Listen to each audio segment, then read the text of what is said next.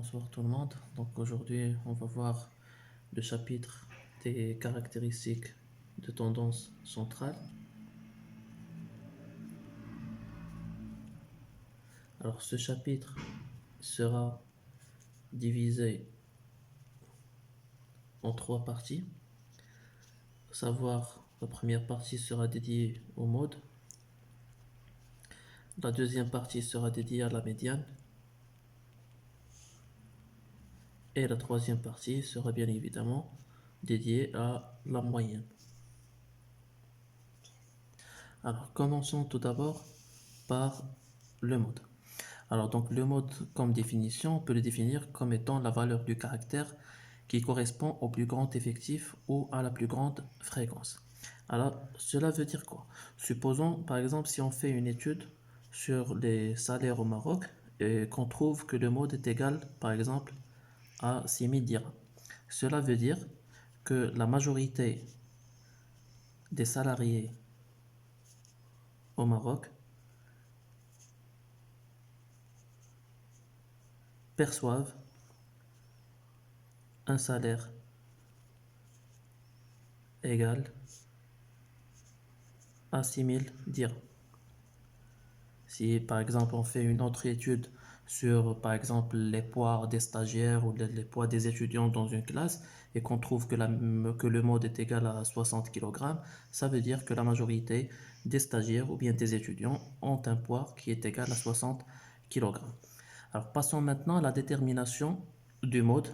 On va essayer de voir la méthode algébrique et la méthode graphique pour le déterminer. Alors prenons par exemple cette application dans laquelle on peut voir le tableau. C'est une étude qui a été menée auprès des agriculteurs portant sur le nombre d'heures de travail par semaine.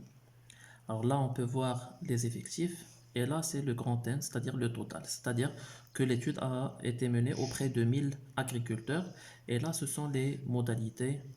Entre 0 et 20 heures, il y a 144 agriculteurs qui travaillent entre 0 et 20 heures, 233 agriculteurs qui travaillent pendant 20 heures jusqu'à 40 heures, et ainsi de suite.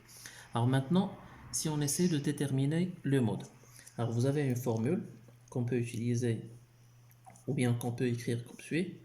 Alors L1 plus D1 sur D1 plus D2 fois L2 moins L1.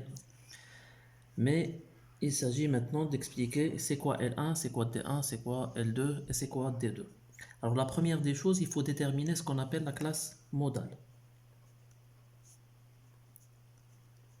Alors ça veut dire quoi une classe modale? C'est la classe qui a le plus grand effectif. Alors si on essaie de voir les effectifs qui sont ici, alors on peut trouver facilement que l'effectif le plus élevé c'est 454 et donc du coup la classe modale est comprise entre 40 et 60.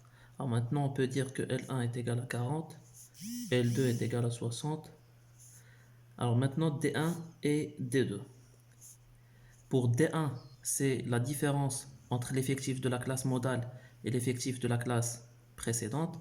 Et D2, c'est la différence entre la classe modale, l'effectif de la classe modale et l'effectif de la classe suivante. Et on peut écrire D1 égale 454 moins 233 et D2 454 moins 169.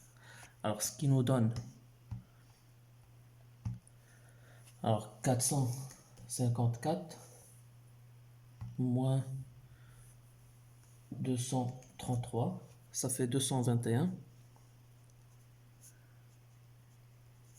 Et pour D2, c'est 454 moins 169, ce qui fait 285. Alors maintenant, il ne nous reste plus que de faire une application numérique.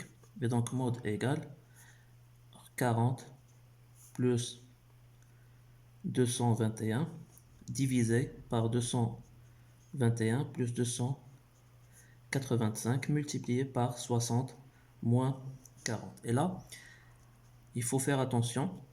Il faut commencer par la multiplication d'abord, parce que la multiplication est une opération prioritaire. Et puis par la suite, on additionne au 40. Alors maintenant, 20 fois 221 divisé par le total 506. Ce qui fait, c'est 8,73. Ajouté au 40, ça fait 48,73. Et l'unité, c'est heures par semaine. Et comme interprétation, on peut dire que la majorité des agriculteurs travaillent 48 heures ou presque 49 heures par semaine. Donc c'est ce qu'on va écrire ici. La majorité des agriculteurs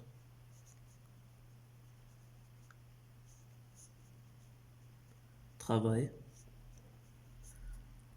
48,73 heures par